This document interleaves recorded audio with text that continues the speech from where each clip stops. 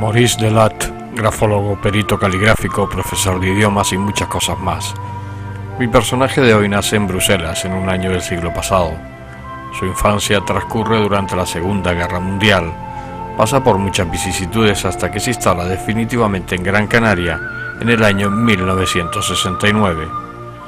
El amor hacia esta isla y particularmente a su playa de las Canteras está presente y marca el inicio en su andar definitivo, laboral y personal. A partir de ahora y durante casi 60 minutos vamos a tener la posibilidad de entrar en el mundo interior de Maurice. Su sencillez de diálogo, pero a la vez profundo, estoy seguro que les va a deleitar. Su manera de enfocar el día a día le ha permitido llegar a la actualidad con la máxima satisfacción personal que puede alcanzar un ser humano.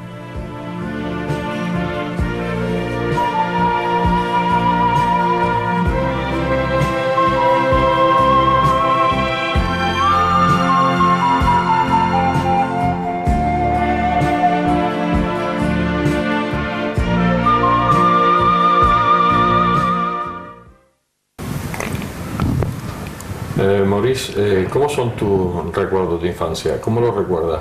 Tú naces en Bruselas. ¿Cómo era la infancia en aquellos años? ¿Cómo lo recuerdas? Bueno, mi infancia pues coincidió con una etapa bastante trágica de la historia mundial, porque yo nací unos meses antes de la Segunda Guerra Mundial, ¿no? Y pues los primeros recuerdos de mi infancia pues coincide con la presencia, o por lo menos las imágenes de algunos soldados que me acuerdo de un soldado, no sé qué nacionalidad tenía, probablemente un aliado, evidentemente, ¿no?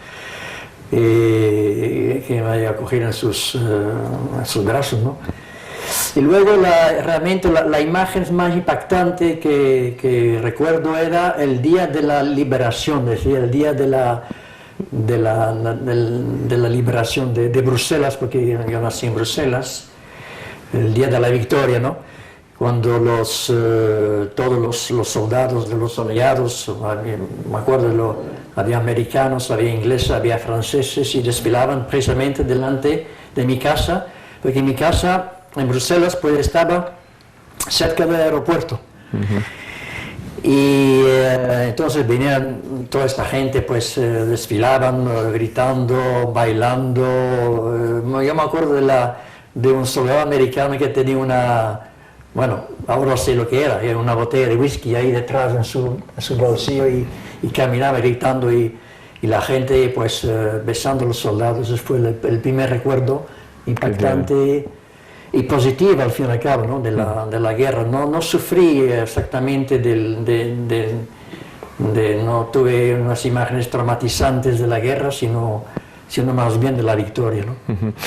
Porque los Juegos de los Niños, me imagino, yo no sé con qué años te coge la liberación, pero... Yo tenía 5 años. 5 años. Sí. A partir de ahí, ¿cómo transcurrió la vida tuya en Bruselas? ¿Cómo fue después de la guerra, después de la liberación? Pues después de la liberación yo tuve, para ir a la grande, yo tuve una infancia bastante infeliz, ¿no? Uh-huh.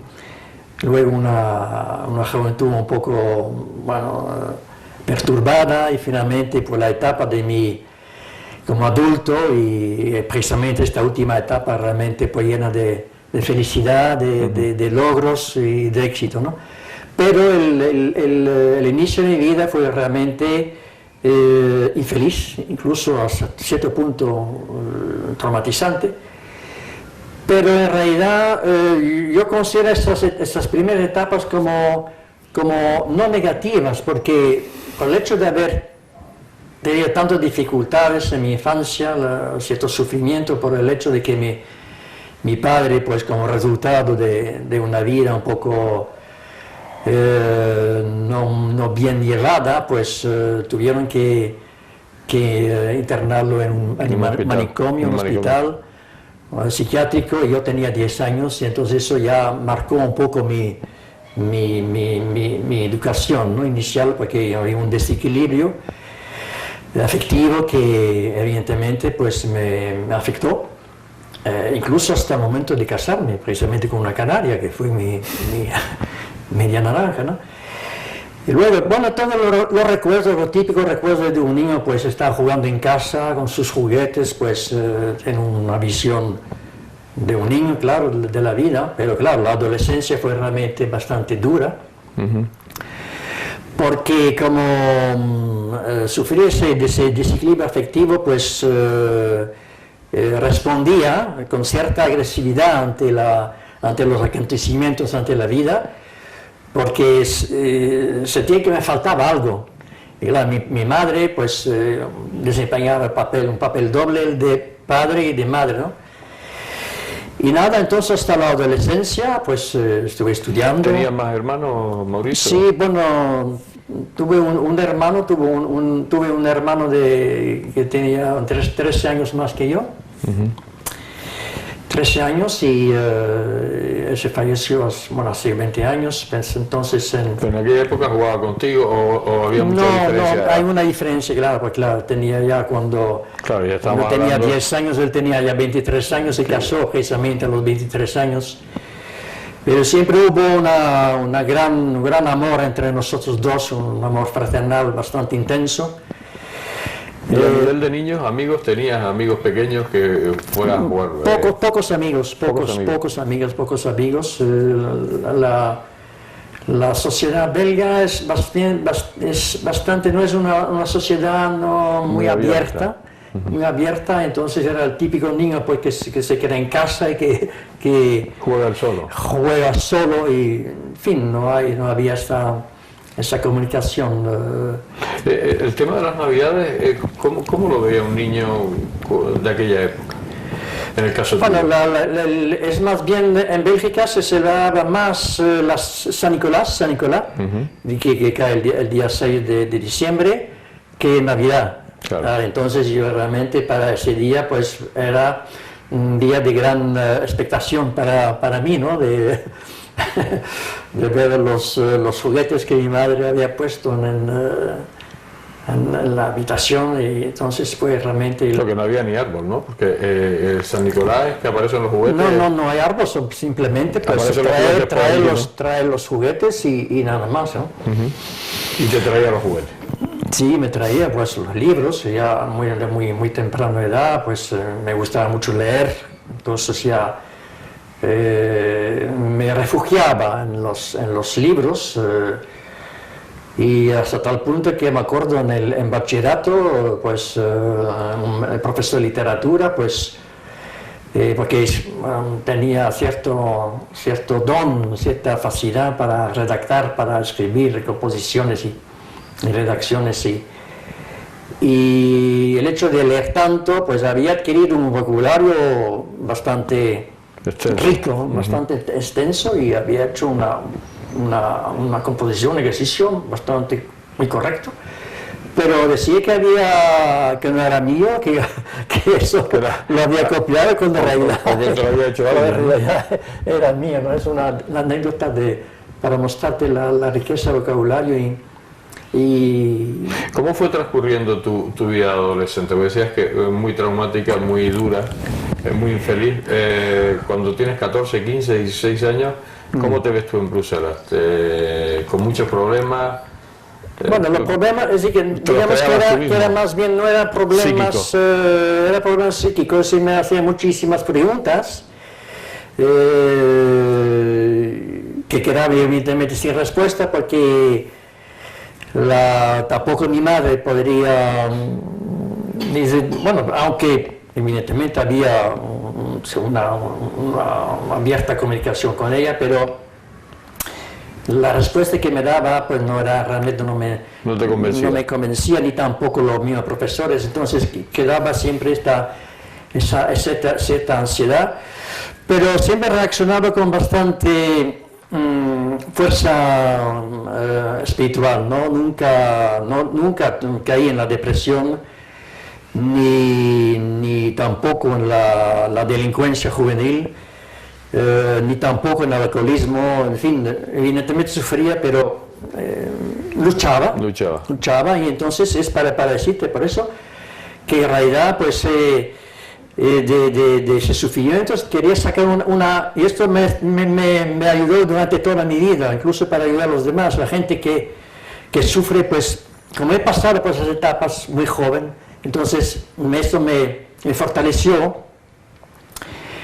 Y me ha ayudado en realidad, porque uno puede pensar, bueno, es algo trágico, algo negativo. No, fue realmente, yo considero la primera etapa, a través de su dureza, como auténticas bendiciones, porque evidentemente tuve la lucidez, suficiente lucidez para sacar lecciones de ese sufrimiento, decir, bueno, hay que ver la razón por la cual estoy pasando por esos momentos difíciles y nada, entonces pues el resultado fue al final pues algo a largo plazo, ¿no? Pues algo muy positivo, ¿no? ¿Tú sigues en Bélgica durante cuántos años? ¿Cuándo decides salir de Bélgica? Pues yo después ingresé en la Academia Militar, es decir, después del bachillerato pues ingresé en la Academia Militar porque quería ser, bueno, era más bien no mi familia, me había aconsejado de que mi hermano era militar. Entonces fue quizás para seguir un poco, para imitar el modelo, porque claro, como uno es joven, pues siempre busca modelos.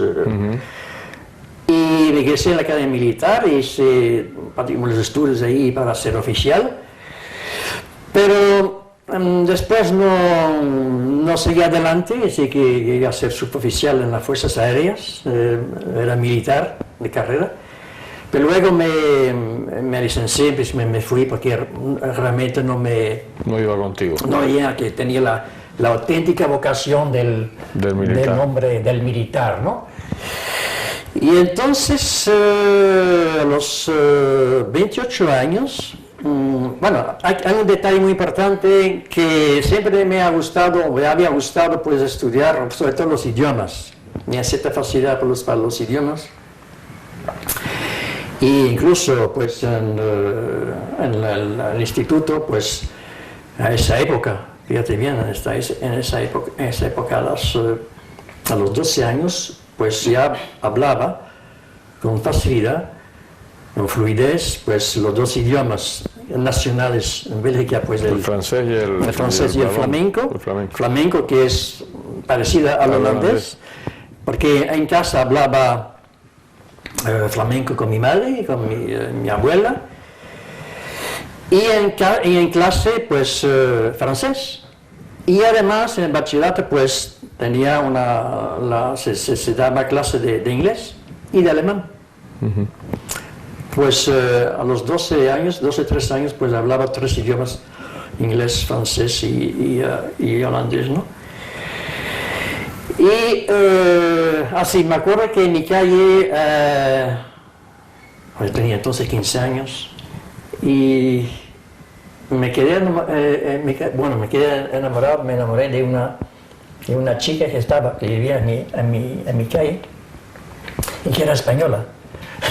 Entonces, para conquistarla, como era un chico muy tímido, pues decidí conquistar a través del idioma. ¿Y aprendiste español? Y aprendí solo el español, y bueno, más o menos los 6-7 meses, pues dije, bueno, vamos a intentarlo, pero mal asunto porque se marchó, se mudó. O sea que todo lo que habías aprendido no te sirvió, ¿no? Me quedé con las ganas. Pero aprendiste español por eso. Y a los 28 años esto me ayudó porque, como en Bélgica, pues se quedan cerrar las puertas. Entonces dije, bueno, voy a buscar aventura, ¿no? Entonces me marché y fui a España.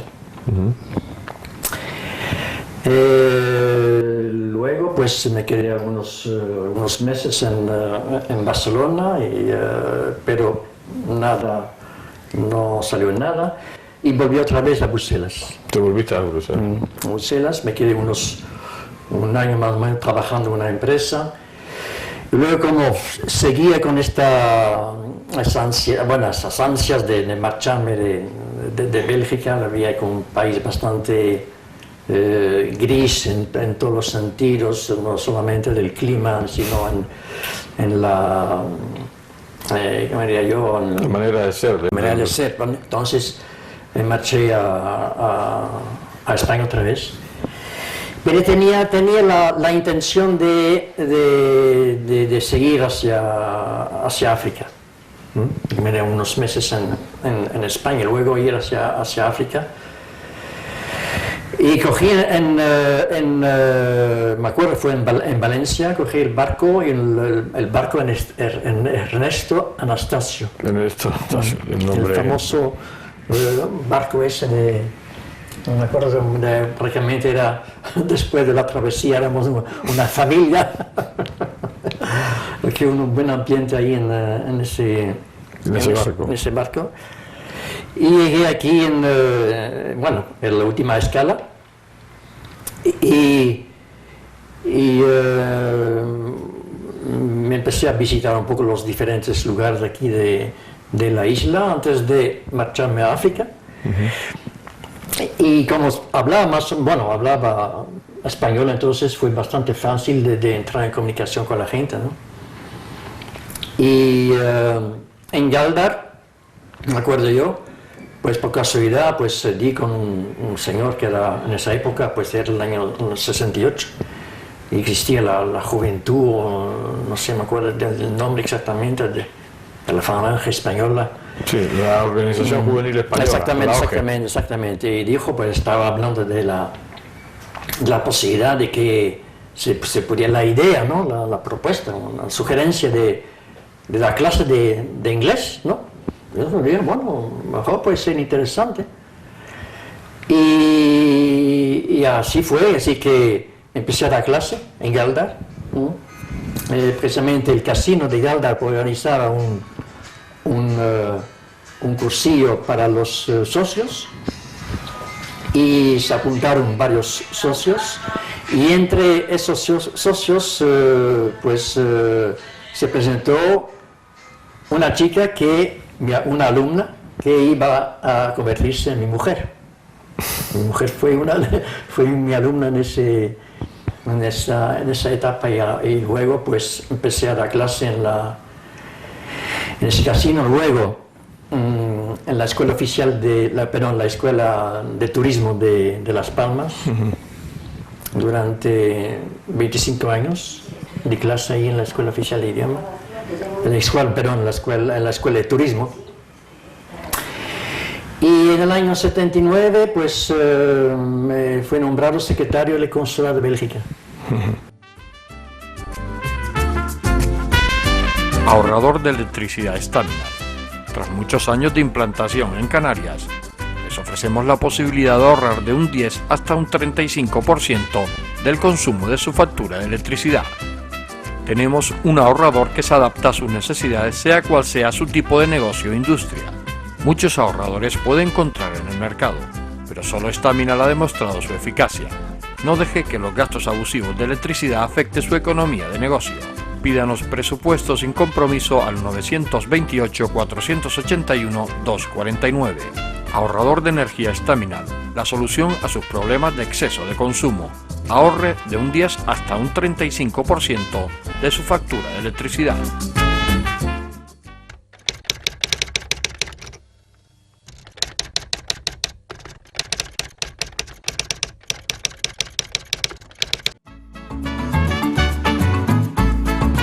El ahorrador de electricidad Staminar es el único aparato en el mercado que reduce el consumo de electricidad tras haberse instalado en miles de hogares en Canarias. No deje que su factura de electricidad afecte su economía familiar. El ahorrador Staminar le garantiza una reducción de un 10 hasta un 35% de su recibo de luz. Staminar no necesita ninguna instalación especial, es autoinstalable y no consume electricidad. Diga basta al excesivo consumo de electricidad y llámenos al 928-481-249. Reduzca hasta un 35% de su factura de electricidad. Staminar, su seguro de ahorro.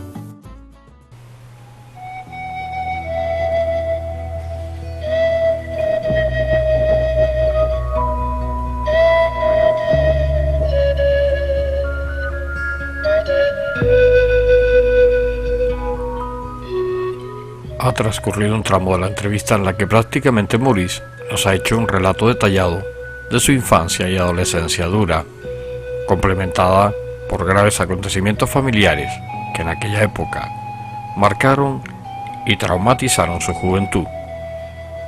Pero en honor a la verdad hay que decir que nos lo comentaba sin ninguna acritud, al contrario, nos hacía ver que era una enseñanza que la vida nos proporcionaba.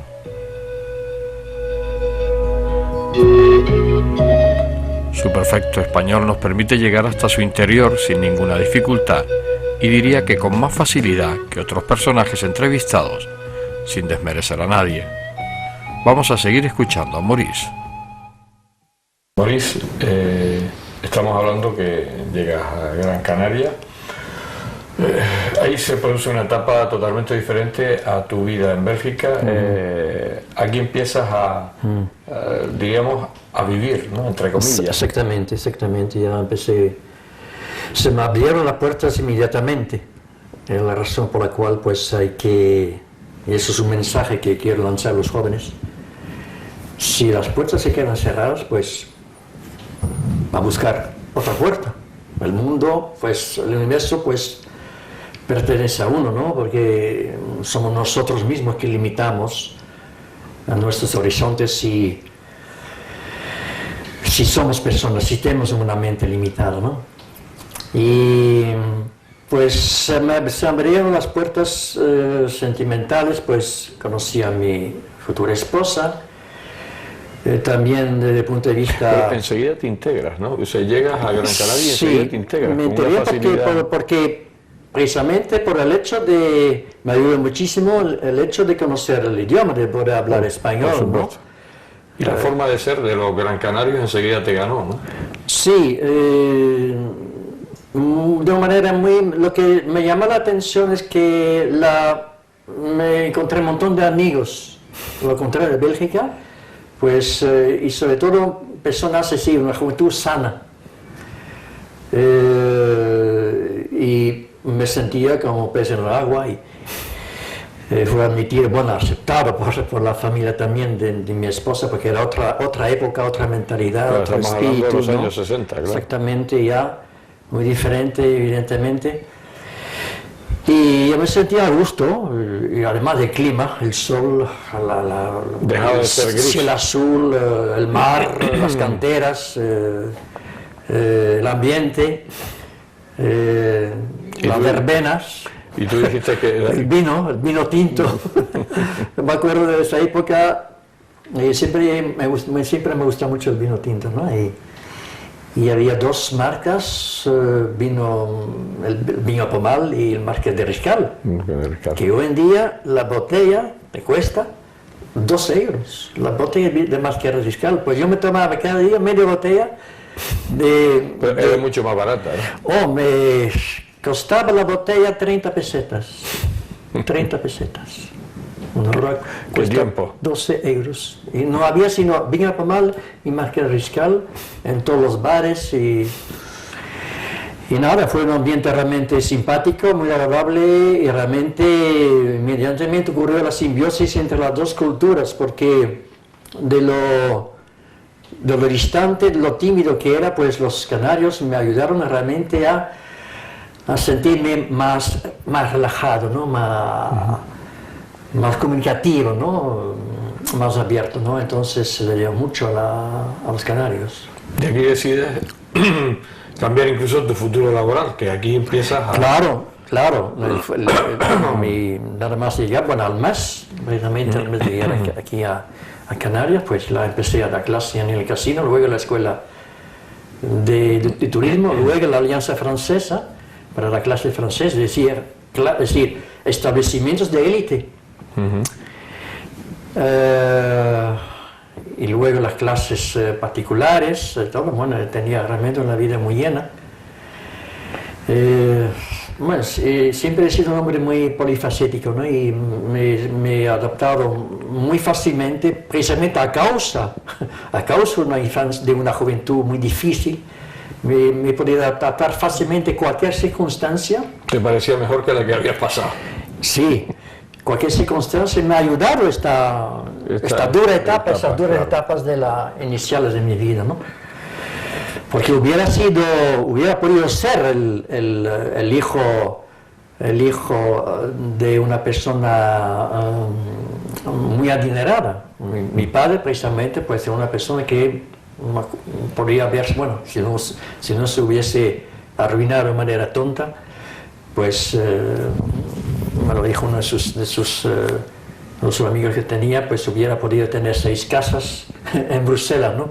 Mientras que pasó lo que pasó. Y eso es lo que hay. Cuando llegas, estás en Gran Canaria, te casas, tienes hijos, y ya es cuando tú decides ese encuentro con la grafología. ¿Por qué te da por estudiar grafología? Bueno, eso también, en mi juventud, pues me gustaba mucho la psicología, conocer a la gente a través del estudio psicológico de la persona, ¿no? Y descubrí que la grafología era una de las herramientas, sino la herramienta ideal para conocer la persona tal como es. Me explico. Los psicólogos, evidentemente, para conocer a la persona, al paciente, pues le somete a los tests psicológicos. La persona está presente, la persona pues habla con el psicólogo, pero no es la respuesta dadas por la persona no puede ser siempre ideales. ¿Por qué? Porque nadie se atreve, o es prácticamente difícil de revelar lo que de manera espontánea lo que uno está sintiendo, ¿no? Entonces eso puede desequilibrar el resultado o el diagnóstico desde el punto de vista psicológico. Sin embargo, en la grafología no es así. Basta que el grafólogo tenga a su disposición un escrito, un documento de la persona en cuestión. La persona tiene que estar presente. Él ve la escritura habla. Es decir, se revela rasgos de la personalidad en prácticamente todos los aspectos. Entonces eso ayuda muchísimo para conocer mejor, de manera más amplia a la persona en cuestión. Y entonces pues me puse en contacto con una escuela francesa de París, y entonces empecé a estudiar la grafología por ese medio, y luego me diplomé en España en la Escuela de Medicina Legal de la Universidad Complutense de Madrid, y me diplomé en grafología y pensaba seguir. Y ahí llega la pericia caligráfica, ¿no? Y después de más años, evidentemente, pues viendo que la grafología no era tan aceptada como en otros países, como en Francia, Bélgica, Alemania. Hay que tener en cuenta que un psiquiatra en Alemania pues utiliza muchísimo la grafología para conocer a sus pacientes, para ver la evolución de la enfermedad la cual padece el paciente, ¿no? Y aquí no había esa aceptación, entonces pues...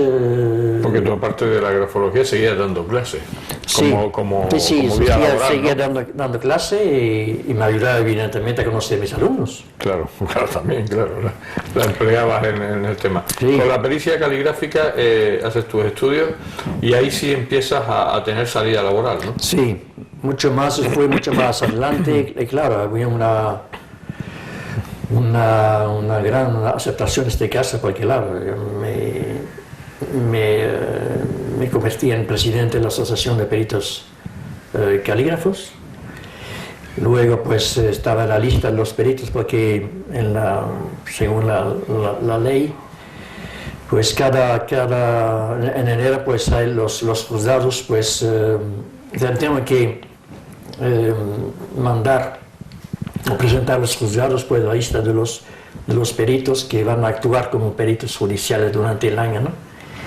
Entonces pues empecé mi carrera como perito calígrafo. Entonces fue evidentemente otra etapa, otro mundo, ¿no? El mundo judicial, el mundo que a mí que fue realmente un mundo extraordinario, porque todo estaba, quizás también, por eso vamos a llegar a la etapa del chino, ¿no? de los estudios chinos.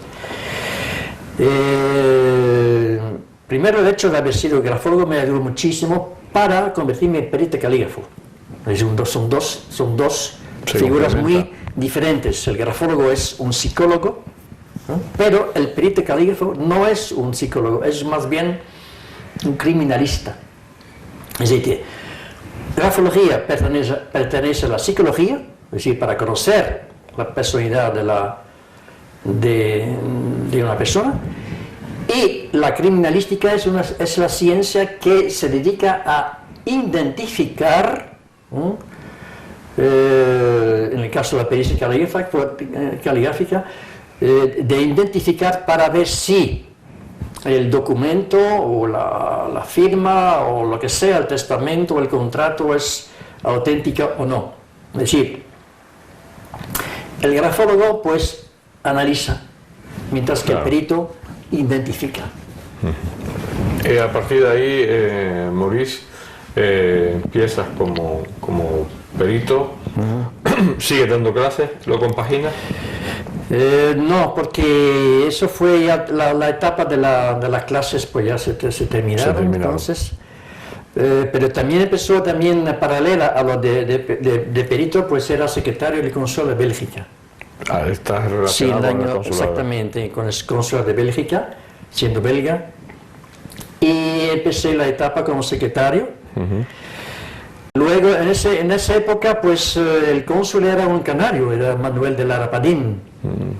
Y al fallecer el cónsul, pues vino después su hija, que desgraciadamente pues también falleció a los 2 años como cónsul, y luego pues se quedó un año donde yo intervine como cónsul en funciones antes de que se nombrara otro.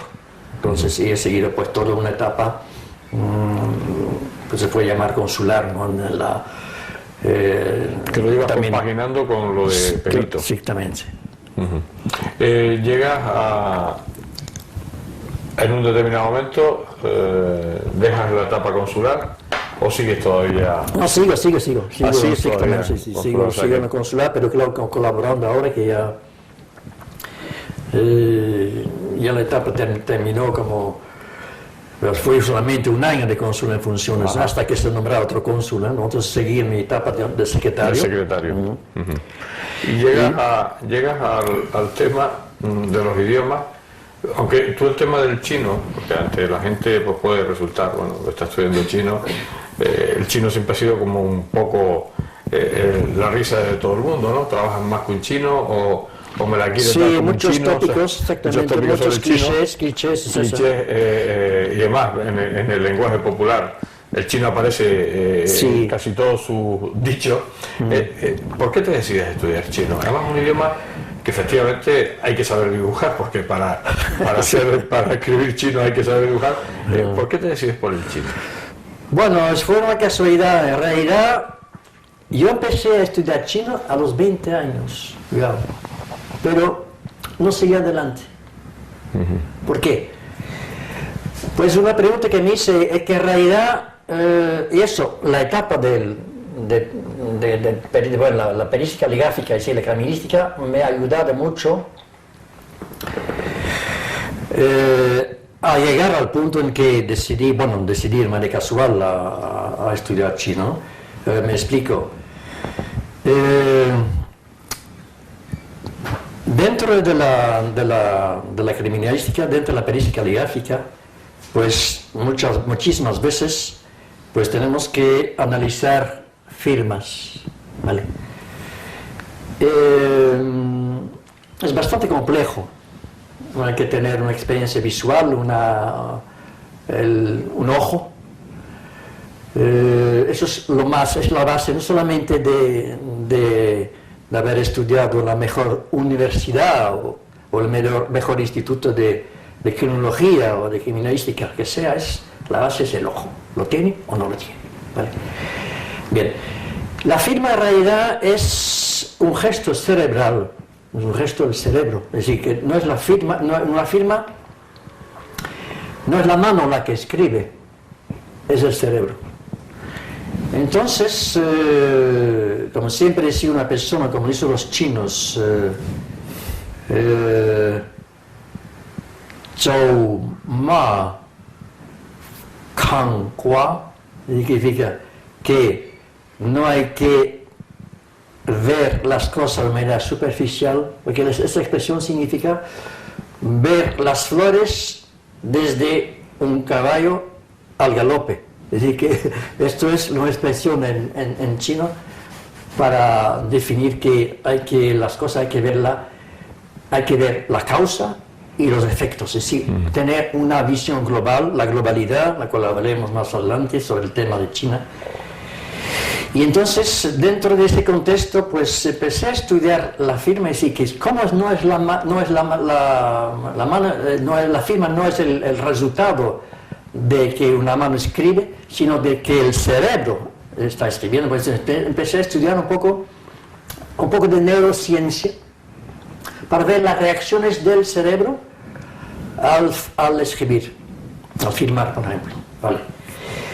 Y esto me ayudó un poco a también saber cómo el cerebro reacciona cuando estudia un idioma.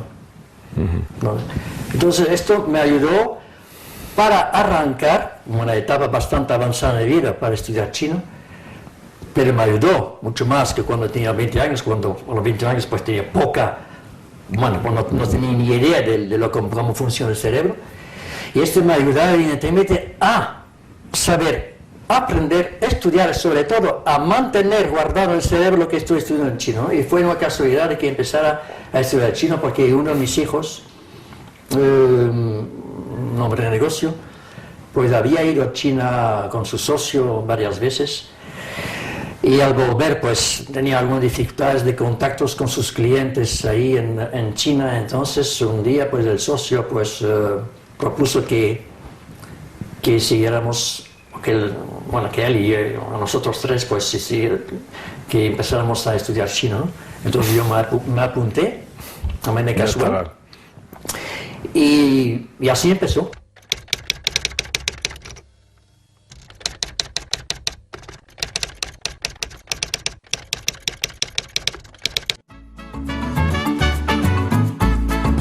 El ahorrador de electricidad estaminal es el único aparato en el mercado que reduce el consumo de electricidad tras haberse instalado en miles de hogares en Canarias.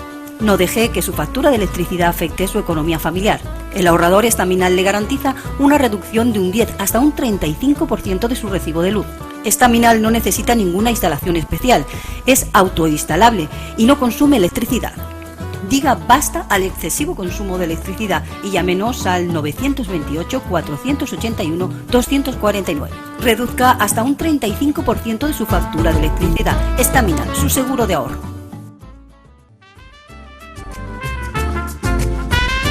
Ahorrador de electricidad Estaminal. Tras muchos años de implantación en Canarias, les ofrecemos la posibilidad de ahorrar de un 10 hasta un 35% del consumo de su factura de electricidad. Tenemos un ahorrador que se adapta a sus necesidades, sea cual sea su tipo de negocio o industria. Muchos ahorradores puede encontrar en el mercado, pero solo Estaminal ha demostrado su eficacia. No deje que los gastos abusivos de electricidad afecten su economía de negocio. Pídanos presupuesto sin compromiso al 928-481-249. Ahorrador de energía Estaminal, la solución a sus problemas de exceso de consumo. Ahorre de un 10 hasta un 35% de su factura de electricidad.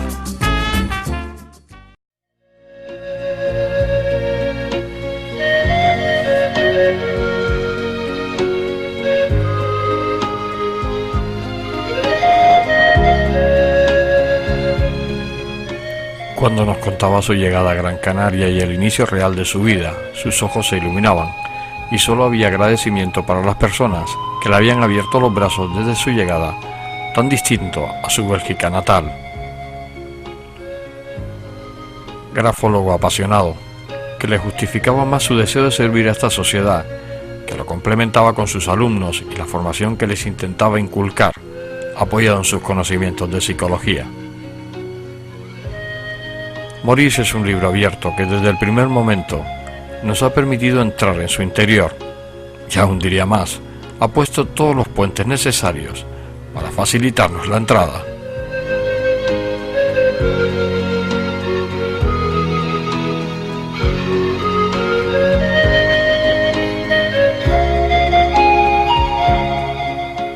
Queremos seguir escuchándole. Nos queda muchas sensaciones que transmitirnos. Maurice, estamos en la actualidad. ¿Cómo te sientes? Pues me siento muy bien, muy feliz de haber alcanzado algunos, bueno, Gran parte de los objetivos. gran parte se me había dicho al llegar aquí a Canarias. Hubiera sido diferente la respuesta. Sí, que no hubiera imaginado ni creído lo que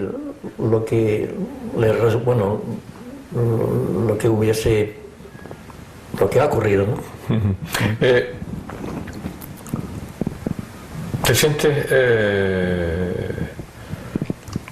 o tienes enemigos en la actualidad? ¿Te sientes que tienes enemigos? No, enemigo no.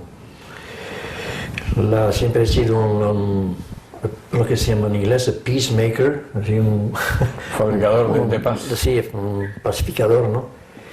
Y incluso los problemas, precisamente el consulado, pues muchas veces, bueno, casi siempre la gente cuando se presenta, no estoy hablando de la parte administrativa, sino la parte social, la parte... muchos pues, tienen sus problemas y hay que, desde ahí en esa etapa, pues he podido desarrollar lo que se llama vulgarmente la diplomacia, ¿no? Y entonces, cuando tenga dificultades o tenga alguna persona con la cual pues, puede ser hostil, ¿no? Pues siempre utilizo métodos que dan un buen resultado. Si no tengo en realidad enemigos en ese sentido. ¿Y amigos? Tengo mucha paz mental. ¿Amigos, Maurice? Amigos pocos. Es así bastante extraño de que, aunque vivamos en un mundo donde la comunicación cada vez es más fácil, con los medios tecnológicos de los cuales disponemos, pues en realidad la comunicación no es una comunicación muy profunda. Veo que es la generación que estamos viviendo es una generación mucho más frágil, mucho más débil. La respuesta ante las vicisitudes de la vida, ante los obstáculos de la vida, no es la respuesta ideal, ¿no? Es una respuesta depresiva, muy estresada, y no es lo que mi generación, la que salió precisamente de la guerra, tenía, y que no estaba la mentalidad, el espíritu era más bien un espíritu combativo, de pisar los obstáculos, de considerar el obstáculo, de considerar el problema, no como un problema. A mí no me gusta la palabra problema, precisamente lo dije en una charla en la Escuela Oficial de Idiomas a mis compañeros, es decir que en realidad los problemas no existen, los problemas son desafíos, son meramente desafíos.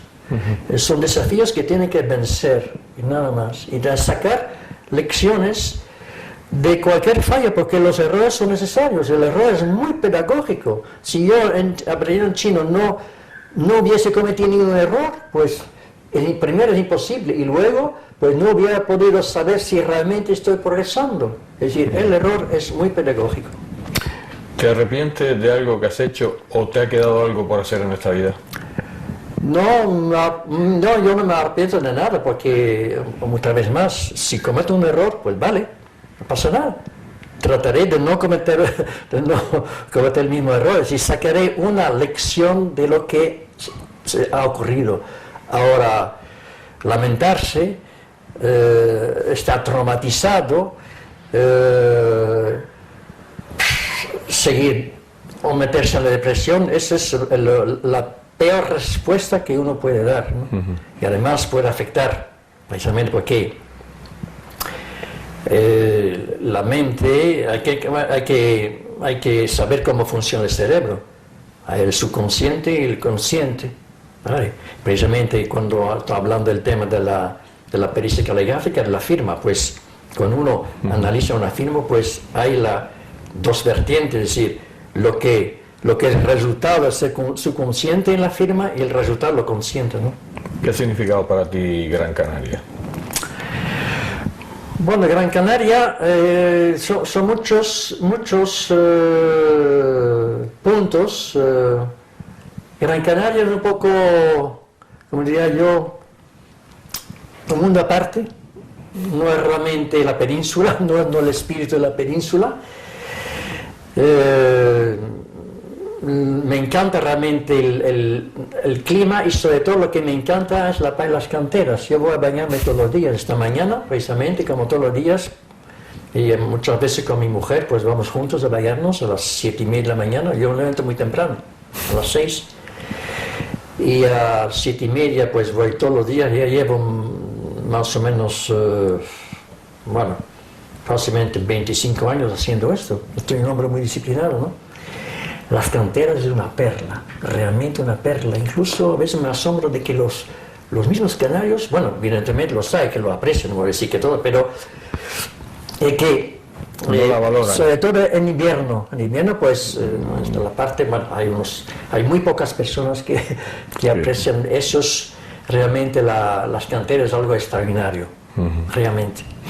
¿Qué piensas de la política? Y además, sobre todo en estos últimos tiempos que ha cogido ese protagonismo, sobre todo en este país. Bueno, la política no me interesa en nada. La televisión la veo muy poco. Veo la televisión china porque mato 2 pájaros de un tiro. Primero, hay muchos documentales sobre China, desarrollo la memoria auditiva, aprendo muchísimo a través de este método. La política en realidad es dar soluciones físicas a problemas espirituales. Esto no puede funcionar. Tienen que dar soluciones espirituales a problemas espirituales, y son problemas espirituales. Pero echar la culpa al otro, esto no es así como se puede arreglar. Es que, otra vez más, volvemos al tema anterior. Es cuando hay un conflicto, cuando hablamos de la Segunda Guerra Mundial, pues los alemanes, bueno, que fueron los vencidos, pues empezaron a trabajar juntos para otra vez levantar el país. No echar la culpa a aquel partido político, o a aquel político, o a aquel hombre, a aquella mujer, no. Todos juntos, toda la nación, pues levantaron ese país que en pocos años, lo mismo pasó en Japón, otra mentalidad, en pocos años fue, bueno, la base de la Alemania de hoy, que es la locomotora que arranques y que lleva a todos los demás países de Europa. Vamos llegando al final, se nos acaba el programa, Maurice. ¿Cómo te gustaría que fueras recordado? Bueno, nadie es imprescindible, ¿no? Yo muchas veces digo, bueno, sobre todo cuando fallece una persona, digo, evidentemente es un trauma cuando una persona muere, un ser querido, pues se marcha. No sé, siempre digo a la persona que sufre ese trauma, digo, bueno, lo mejor que puede hacer es seguir siendo tú un ejemplo, ¿no? Y acordarte de las cualidades de la persona que ha fallecido y quedarte con este recuerdo, es decir, lo positivo, ¿no? Sobre todo lo positivo, sobre todo las cualidades. Cuando yo como profesor siempre solía, cuando tenía que corregir a un alumno, pues primero quería subrayar lo positivo, es decir, las cualidades que tenía ese alumno, ¿no? Para luego pasar a la parte donde tenía que corregir la parte negativa, ¿sabes? Era muy importante de ver lo positivo que tenemos todos. Todos tenemos cualidades, pero demasiadas veces no solemos apreciar o decir o felicitar o animar, como hacen muchas veces. Por eso me gustó tanto la mentalidad china, que tienen la cultura del agradecimiento, ¿sabe? Que en muchos países se ha perdido, sobre todo en la vieja Europa, ¿no?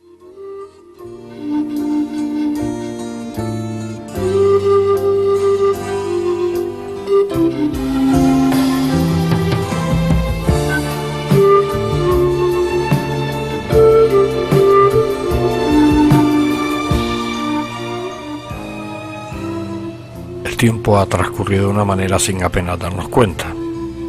Yo sé que siempre me pasa lo mismo con mis personajes, pero en el caso de Maurice, con una tranquilidad y afabilidad máxima, les prometo que me ha dado la impresión que el tiempo se ha parado.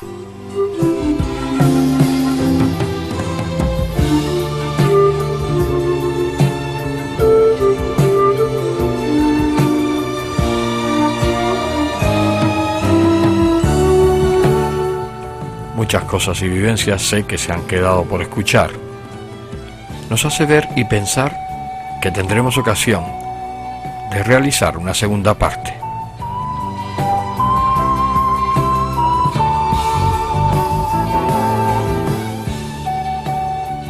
Se nos ha acabado el tiempo del programa.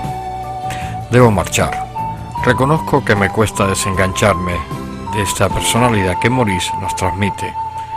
Necesito recoger más interior de él.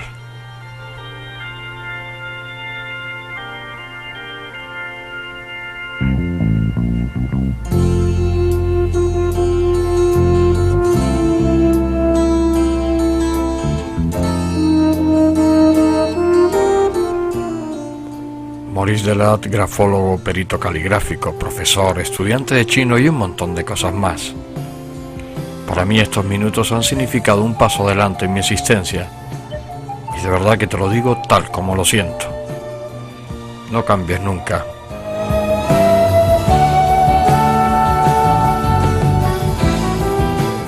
Maurice, viejo amigo, hasta siempre.